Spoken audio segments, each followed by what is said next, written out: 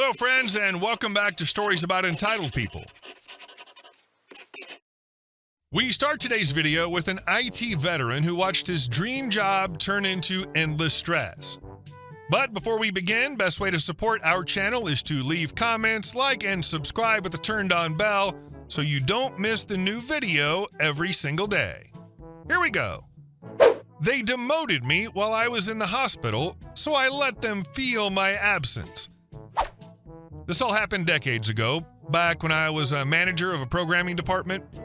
I started out with a small team, just 5 programmers reporting to me. It was the perfect balance.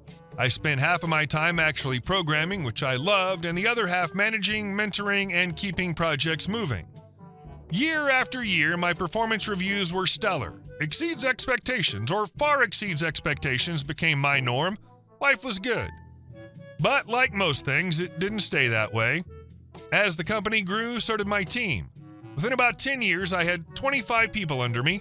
Suddenly, the thing I loved most, programming, was slipping further and further out of reach. I was stuck in meetings, putting out fires, and dealing with paperwork. That was the job I knew, but I still tried to keep a hand in the code whenever I could. It kept me sharp and connected to the real work. Then came a rough year. I needed surgery and a lengthy hospital stay, which took me out for 2 months. When I came back, I expected things would be tough, but I was blindsided during my annual review. My boss, who knew absolutely nothing about programming, sat me down and told me I wasn't doing a good job. Apparently, the department had been missing deliverable dates while I was in the hospital. His solution: strip me of managerial duties and send me back to being just a programmer. I was furious. Years of great reviews, years of carrying this department, and I was being demoted because of a medical absence? Still, I played it cool. I told him flatly, fine, I can do that. But inside, I was steaming. The next day, I gathered my former staff, I explained what had happened, and told them very clearly, from now on, direct all of your questions to my boss. He's the manager now. It was glorious. Within a week, he was drowning. Questions poured in about bugs, deadlines, resource allocation, client expectations, you name it. He had no clue how to answer. Senior management noticed quickly. Didn't take them long to figure out the real problem wasn't me, it was him. He was out the door not long after. They replaced him with the VP of programming in the UK. She was fantastic. She'd started as a programmer herself and actually understood the work. She respected people's time, listened, and made informed decisions. She was the kind of boss I could actually work for. But here's the thing. All the managers were now in the UK. That meant my old team in the US had to direct questions 6 time zones away, with only 2 or 3 hours of overlap each day. Getting anything answered quickly was almost impossible. I kept telling my old staff, send it to your managers, don't ask me, I'm not in charge anymore. Didn't take long before the bottleneck became a serious problem. Meanwhile, my health wasn't doing great. My doctor strongly advised me to scale back. He recommended I move to a 4-day, 32-hour work week to avoid worsening my condition. But the company was old school, strict 40-hour minimum, no exceptions, so I quietly started looking. Within a month, I had 8 job offers. I was ready to walk. Finally, a few months later, my new UK boss called me. She asked if I would consider taking up a manager position again. She needed someone in the US who knew the projects, the code base, and the people. I had more experience than anyone else in the department, and the time zone gap was killing them. I listened, then said, actually, I'm resigning. She was shocked. Wait, why? What would it take for you to stay? So I told her the truth. I want a 10% raise, and I want a 4-day, 32-hour work week. That's non-negotiable. You have 24 hours to decide. She didn't hesitate. She went straight to the higher-ups. The next day, she came back with the answer. They agreed. And just like that, after decades of being overworked, undervalued, and even punished for things beyond my control, I finally had the job on my terms. Less stress, more time to focus on my health, and a pay bump on top of it. Sometimes the best revenge is knowing your worth and making them pay to keep you. Impressed that the company had people smart enough to realize that a mistake had been made, and they worked to resolve it. And our second story. One house on the hill and Karen. Okay, this happened in Canada in a small lakeside town whose name I'm deliberately not giving. Not because I'm scared, but because certain characters in this comedy deserve a gentle itch of paranoia. Call me simply the engineer. I'm the sort who looks at a slope and doesn't see, wow, water view, but natural angle of repose around 32 degrees, clay loam, drainage is life or death. 3 years ago, I bought a lot on a hazardous slope. Classic beauty with risk. Pines up top, future civilization down below. I did what any normally professionally deformed person would do. Pulled all the permits, hired a geotechnical engineer for a report, designed and built a gabion retaining wall with proper drainage, geotech style, a gravel prism, a perforated pipe tied into the storm system, textbook stuff. The wall was true and level, and after multiple rainy seasons, there was zero movement. For 3 years, no cracks, no creep, not a millimeter. I was just planning the foundation for a house, wanted to build it myself on weekends with my brother. My brother's a veteran, retired due to injury. For him, it was therapy to keep from slipping back into alcohol. We set a trailer on the upper terrace, somewhere for him to live for now, and for me to sleep when construction ran long. And then down below, a miracle of progress sprouted, a new complex, trendy glass balconies, gray beige facades, a landscape architect showing off, laminar fountains, and an HOA. At first, they smiled politely up the hill and waved. Then the HOA president, a man with the permanent face of a parking manager, came to me with a friendly offer.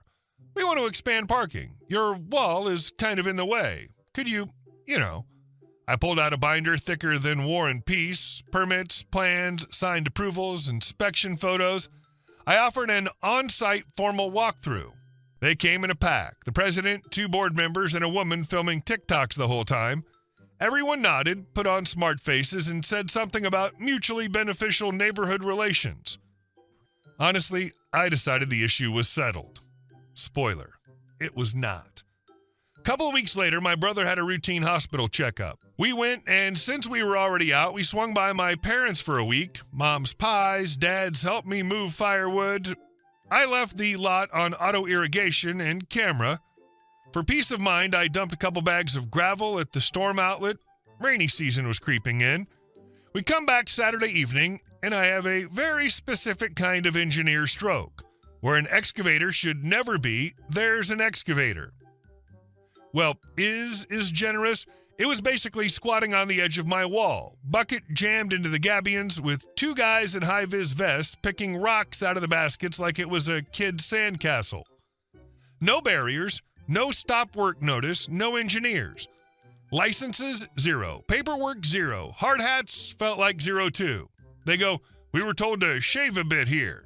They need a little parking. I could have just called the police right then. In fact, I did, but Canadian rain sometimes solves things faster than the police. That night, it poured so hard, even the beavers whistled. We're out. If you've ever watched a slope lose stability after someone takes its toe and chops the drain, that's both beautiful and terrifying.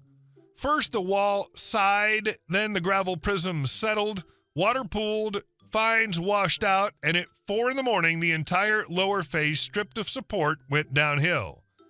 It went, taking with it a ton, 2 tons, 5 tons of rock, a couple of gabion baskets, the excavator, bon voyage, iron friend, half of their fresh parking pad, young trees and planters, R.I.P. little birches, and surprise, the corner of an end unit's foundation cracked. My trailer up top took a rock to the side and something else to the roof. Net, trailer totaled, part of the wall gone, plus a new man-made knoll with a yellow hunk of steel sticking out like a monument to human stupidity. Morning on my lot, a zoo. Fire, police, city officials, the insurer, a geotech from the city, the HOA president with a face saying, it's all his fault. Their lawyer looked 3D printed, 2 residents filming everything. The HOA president, without blinking, declares, your gabion baskets were built wrong. That's why it failed. We were just carefully prepping the area. I pull copies from the binder, the design, engineering stamp, geotech conclusions, the final inspection sign-off, plus photos of their excavator digging into my gabions. Thank you to my wide-angle night mode camera. Plus the emails where they nodded during the walkthrough and never said a word about, we'll yank half your wall with an excavator. The president started playing, we forgot the password to reality again. A day later, an independent geotechnical engineer, not mine, not theirs, city recommended, comes out, cuts sections, drives a cone, takes samples, flies a drone. The conclusion was music. Primary cause, unauthorized removal of retaining system elements, bottom gabion row at the parking zone, and disruption of the drainage. The excavator imposed additional edge loading, increasing shear along a weak layer. Precipitation was a trigger, not the cause. The city slapped a stop work on all their improvements, fined them for unpermitted work, and my insurer smiled the way people smile when they have a strong evidentiary record against the obviously at fault. The funniest part was finding out who hired these specialists. Not a licensed contractor, but a friend of the HOA president's cousin's neighbor. A guy with a pickup, an excavator, and a business card that says, "I do it all." Contract on a napkin, cash payment. Workers are nephews with no hard hats and no insurance. The HOA president swore we thought it was fine. Sure you did, especially with a gabion wall right under your noses sporting a permit number on a plaque. Meanwhile, my brother, the one I was afraid of losing to stress, was firing on all cylinders. If anyone's curious, the best anti-alcohol therapy is putting on a jacket, flipping on a work light, and grabbing a mattock to cut temporary diversion ditches before a downpour.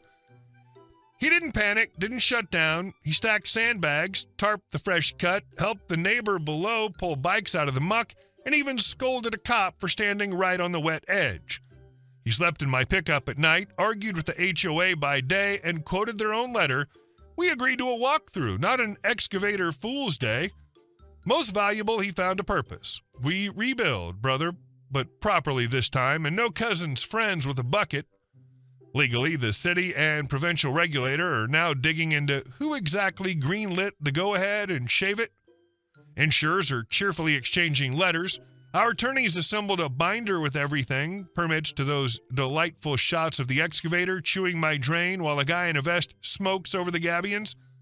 Couple of owners in their complex, one with a cracked foundation and one whose little trees floated off, have already sued their HOA for negligence. I get it. Someone had a crib in that corner. Thankfully, no one was hurt, but the scent of fresh accountability is so thick, their lawyer has chronic hiccups. What do you want out of this, you might ask?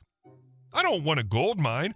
I want to be made whole. A new trailer, the old one scrap, restoration of the gabion wall with site regrading, temporary stabilization, the geotech's work, my time, and a couple of young maples I planted myself.